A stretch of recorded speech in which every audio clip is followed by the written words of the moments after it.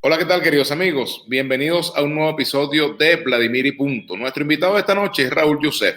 Él es aspirante a la gobernación del estado Bolívar y le vamos a dar la más cordial bienvenida. Buenas noches, Raúl, ¿cómo estás? Hola Vladimir, buenas noches, un abrazo. Saludos a toda tu audiencia. Gracias por atender la invitación de Vladimir y Punto. Bueno, vamos a ver si te colocas bien allí. Exacto, ahí está mejor. Bueno, Raúl, caramba, ¿por qué quieres ser gobernador del estado Bolívar y cómo van a hacer ustedes allá las fuerzas opositoras para ponerse de acuerdo y unirse? Bueno, lo primero que nosotros estamos trabajando es la unidad. Para nosotros la unidad es fundamental porque ya sabemos, ya hemos probado, ya tuvimos la experiencia pasada en otros procesos que divididos es muy cuesta arriba ganar una elección. Lo vivimos en el 2008 con Rojas Suárez y Andrés Velázquez. Después lo vimos con Francisco Sucre y Velázquez. También esa división, aun cuando se hicieron primarias, nos afectó mucho porque de las primarias quedó solo la fractura, la división, el sinsabor de lo que es un proceso interno donde la gente no se mide y las confrontaciones a veces son muy duras. Entonces, bueno, estamos explorando la posibilidad de un acuerdo en el Estado. Aún nosotros no hemos hablado de candidatura. En mi caso particular, yo estoy en el G4, yo soy el presidente de Un Nuevo Tiempo en el Estado de Bolívar, y estamos tratando primero de acordar una alianza en el G4, además de los esfuerzos que hemos hecho con algunos candidatos ya, como el caso de Américo de Gracia, que se lanzó, está en abierta campaña. Yo no estoy abiertamente en campaña. Estamos tratando de ver si logramos un mecanismo que nos permita buscar la unidad. Tengo entendido que hoy Américo se inscribió con el Partido Ecológico y creo que con la Alianza Democrática, que son los partidos que para nosotros han sido secuestrados por el régimen.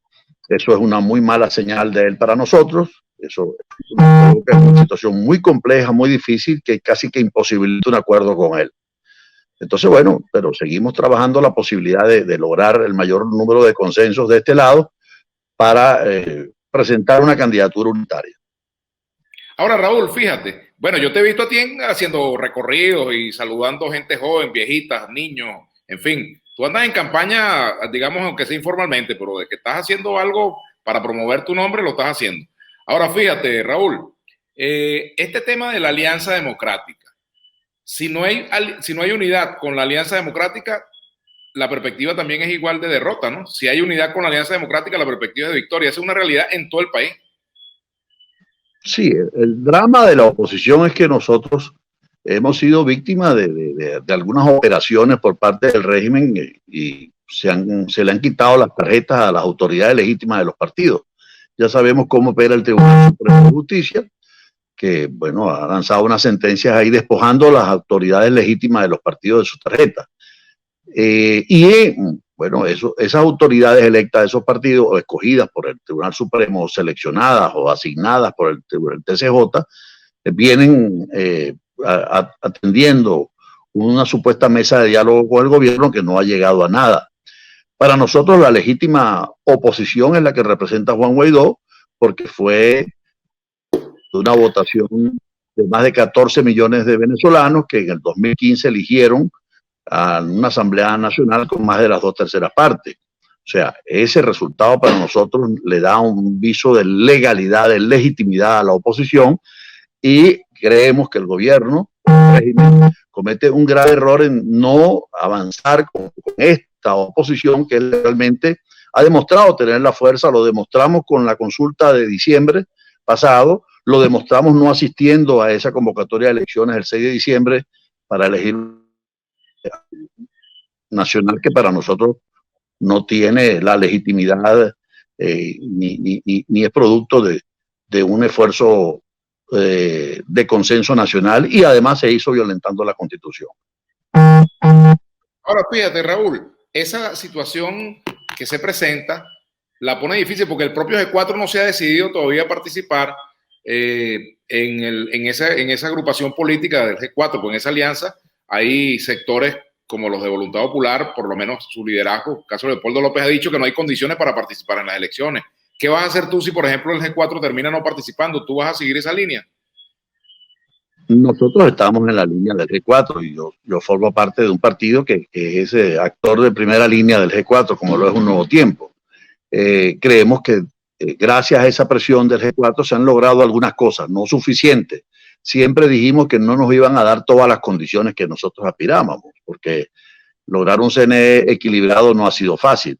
Lograr la liberación, por ejemplo, de los presos políticos, lograr la devolución de las tarjetas que fueron secuestrados por el Tribunal Supremo de Justicia, lograr, por ejemplo, la elección presidencial que para nosotros está pendiente, eliminar los puntos rojos, el ventajismo del gobierno. Mira, lo que nosotros vivimos este domingo aquí, ayer en el estado de Bolívar, es una cosa, bueno, impresionante, el despliegue milmillonario que el gobierno ejerce con un ventajismo brutal, todo el aparataje del gobierno metido en la campaña.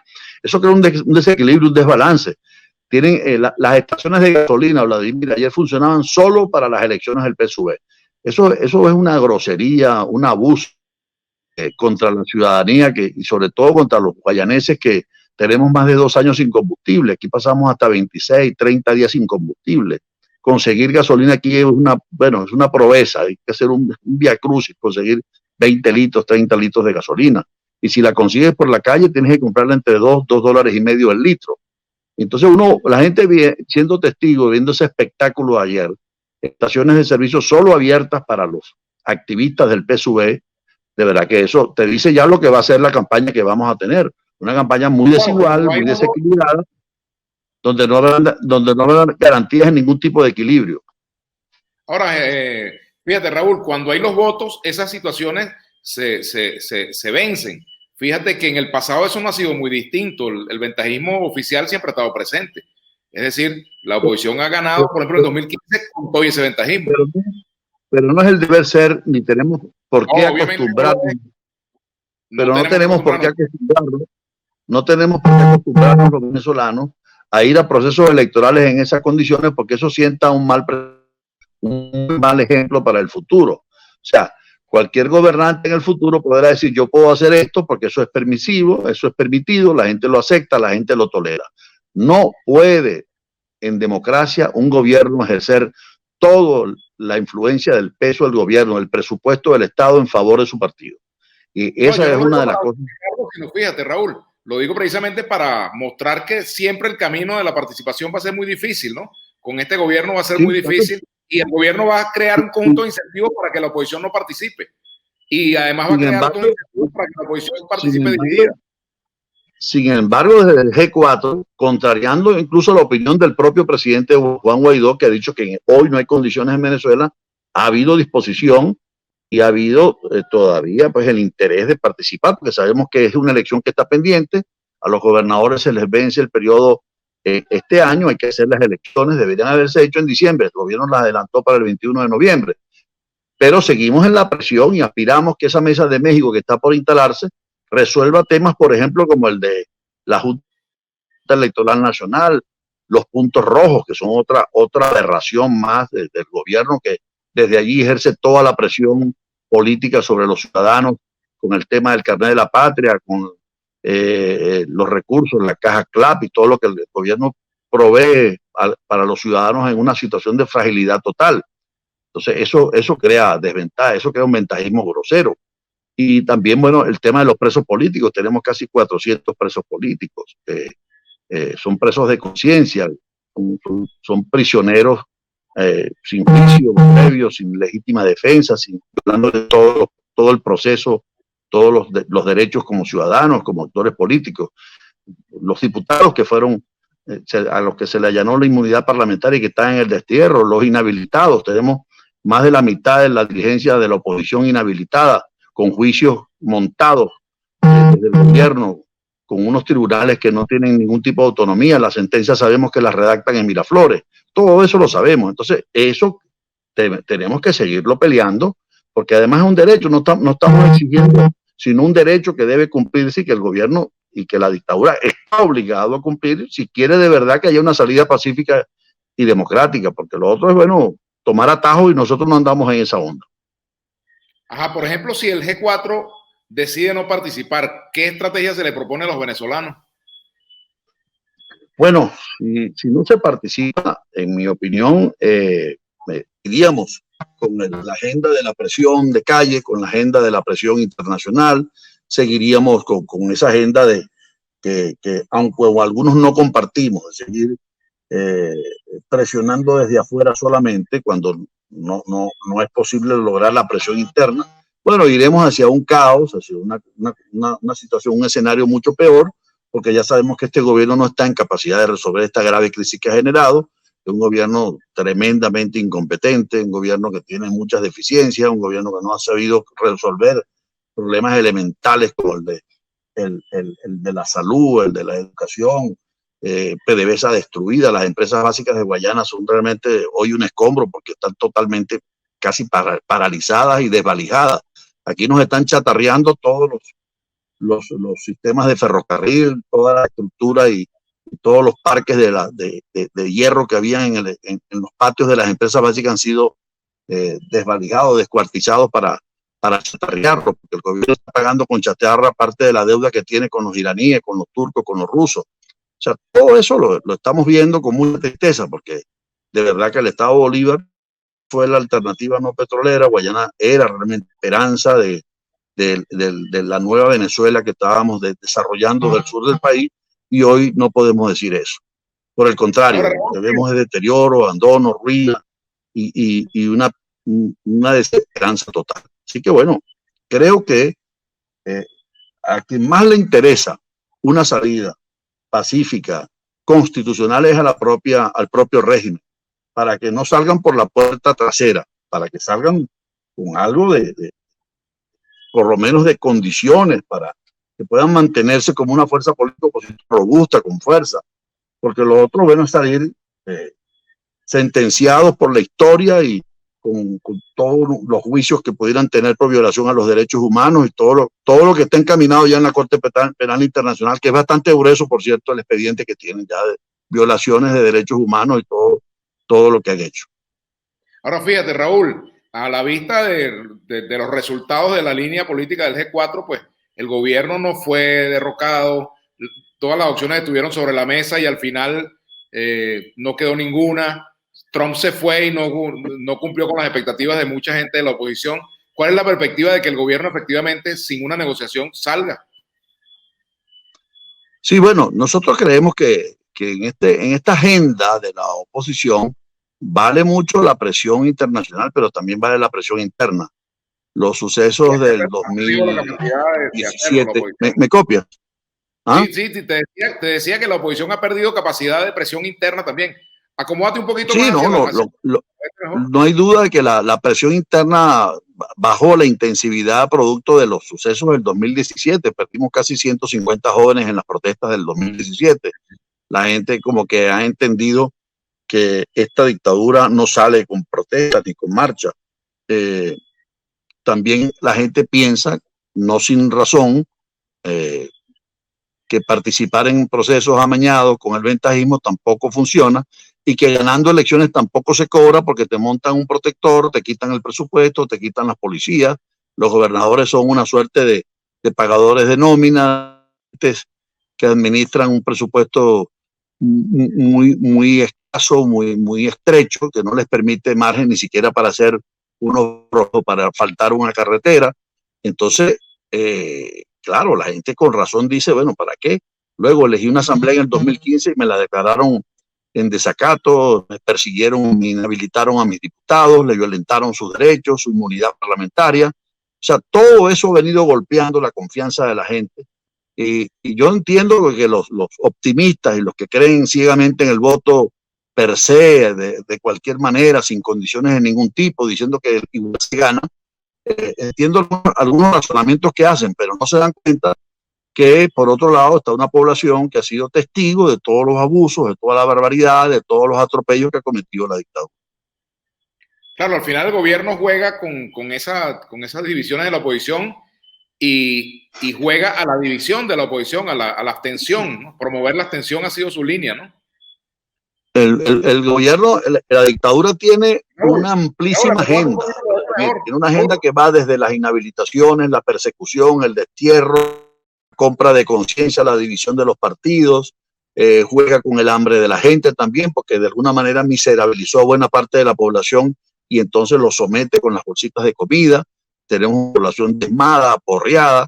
O sea, tienen un menú muy variopinto, muy denso, que les permite cierto margen de maniobra para no sostenerse. Pero también ellos saben que no las tienen fácil, porque un gobierno que no genera felicidad, que no genera prosperidad, que ha lanzado al destierro a más de 5 millones de venezolanos, que destruyó el aparato productivo, que destruyó nuestro signo monetario, que no tiene capacidad de acción, que no ha provocado una gestión de gobierno en los servicios públicos, en la calidad de vida de la gente, no puede mostrar ningún éxito. No pueden vanagloriarse ni decir que, bueno, han hecho una hazaña por mantenerse en el poder. Bueno, de verdad que así no tiene sentido estar en el poder a costa del sufrimiento y de la destrucción de un país. Oye, por cierto, a propósito de los resultados internos, a esta hora que estamos grabando el programa, Raúl, es poco probable que las candidaturas del PSUV, al menos en el estado Bolívar, la candidatura que termine finalmente ganando, salga fortalecida de este proceso interno. Y se vio, pues, bueno, por ejemplo, la pérdida de apoyo del gobernador. Ese es un caso de cultivo muy interesante, ¿no? Aquí, como te dije, fuimos testigos de casi que de manera asombrosa, como el despliegue de recursos fue impresionante de los dos comandos, tanto el de Tito Oviedo, que pareciera tiene la bendición de la cúpula nacional del gobierno, y del militar Justo Noguera, que bueno, se emplearon a fondo en grandes movilizaciones a costa de muchos recursos, pagando hasta $20 por asistente, bolsas de comida, vehículos, tanques de gasolina para los motorizados, para todos los que movilizaban. Entonces, pero aún no han anunciado el resultado. Pareciera que ahí como que están tratando de ver cómo resuelven el tema, porque creemos que el candidato que quiere favorecer el status quo es Tito Oviedo en contra de este señor Justo Noguera, pero no tenemos información cierta hasta ahora no hay resultados. Vi por ahí que publicaron una página, pero el Estado de Bolívar no está dentro de las publicaciones. Tengo entendido que ahora van a hacer un anuncio. A lo mejor sabremos por fin quién va a ser el candidato del oficialismo. Ahora, finalmente, por ejemplo, este tema de la unidad de la oposición puede resolverse con una conversación entre los candidatos o tiene que ser decidida a nivel nacional esta situación, Raúl. Es que el problema para nosotros en Bolívar es que cada día que pasa nosotros observamos que el amigo Américo de Gracia se distancia de la oposición.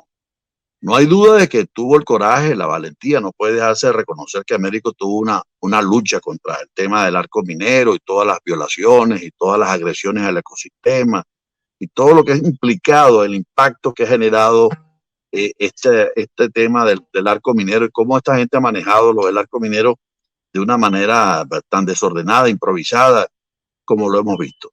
Eso hay que hacerle un reconocimiento a Américo por esa lucha. Pero también hay que decir que genera mucha suspicacia, muchas dudas, que después que se va huyendo, se asila en la Embajada de Italia, se va denunciando pues persecución, aparece en el aeropuerto como que nada. Y después, bueno, hace su primera reunión con el señor Bernabé Gutiérrez, que para nosotros sabemos pues, que Bernabé pues, está detentando la práctica sin haber ido un proceso, sino producto de una decisión del Tribunal Supremo. Es lo que hemos llamado los alacranes. Pero después llega Américo aquí al Estado, nos reunimos con él, yo fui uno de los que propicié una conversación con él para ver la posibilidad de entendernos, porque veíamos que, bueno, despuntaba muy bien, tenía un buen perfil y creíamos que él podía ser la opción. Pero bueno, llegó ya con una agenda de candidatos ya escogidos en todos los municipios, con una agenda de diputados ya escogidos, entonces es muy difícil llegar a un acuerdo con él. Exploramos después la posibilidad de un chance hasta el 9 de agosto, después de ahí no me mido, entonces no podía ser tampoco porque no había chance. Y bueno, ahora yo decidí recorrer el estado, he generado una buena expectativa, en todos los pueblos me ha recibido la gente con mucho entusiasmo, hay un inmenso deseo de cambio en la calle, he hecho giras solos con un nuevo tiempo, yo creo que una vez que definamos una candidatura en el estado con el apoyo de todos los partidos, esto se va a polarizar con el gobierno y yo creo que el amigo Américo se va a ver en aprieto, se va a ver en apuro, porque la polarización sin duda va a definir esta elección. Yo no tengo duda si el G4 por fin decide participar y yo creo que por ahí van los tiros, creo que hay hay disposición, creo que estamos trabajando desde la dirección nacional de mi partido, por lo menos se me ha dicho, preparen equipos, armen las estructuras, vamos a decidir esto, estamos conversando, seguimos apostando a mejores condiciones, se está apostando a lo de México, ojalá de ahí surjan y se logren otras condiciones que garanticen el voto y que generen la confianza que la gente requiere para ir a un proceso electoral en condiciones por lo menos equilibradas. O sea, Raúl, la oposición es el G4. En la Alianza Democrática no hay factores opositores, no hay oposición que esté en la Alianza Democrática. Bueno, esa Alianza Democrática es una oposición dudosa. Es una oposición dudosa porque, bueno, tiene algunas coincidencias con la dictadura que son sospechosas, que llaman mucho la atención. Entonces, hay dudas razonables de este lado para pensar que es una suerte de oposición a la medida de la dictadura, del régimen, para nosotros, porque se acuerdan con una facilidad y toleran todas las cosas que poco a poco critican y cuestionan al gobierno.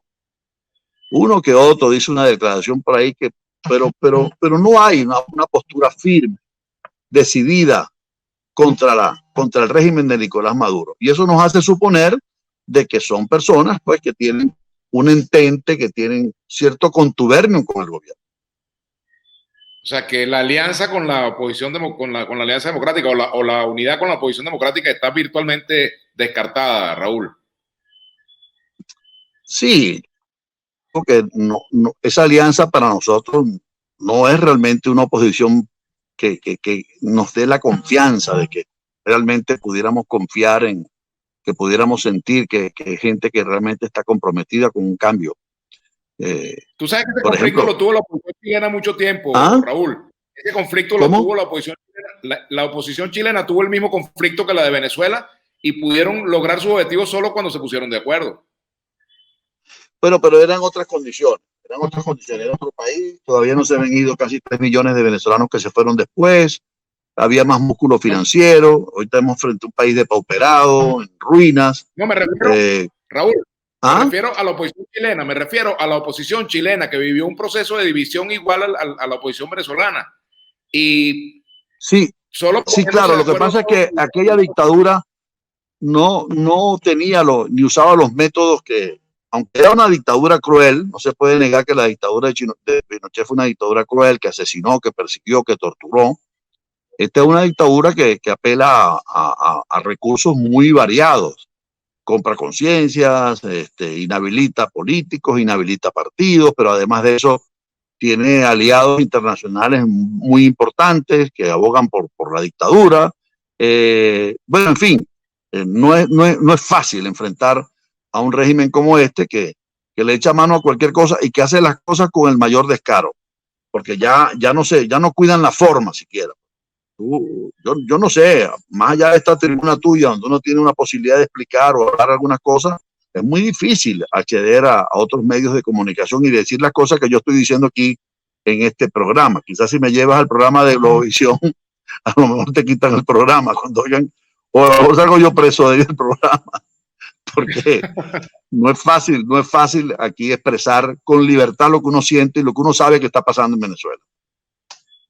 Bueno, Raúl, te agradezco mucho estos minutos que nos has concedido. Vamos a Gracias a ti, hermano. Te aprecio mucho. Un gran abrazo. Igual, bueno, Raúl, gracias por acompañarnos. Chao. Y hasta aquí este episodio de Vladimir y Punto.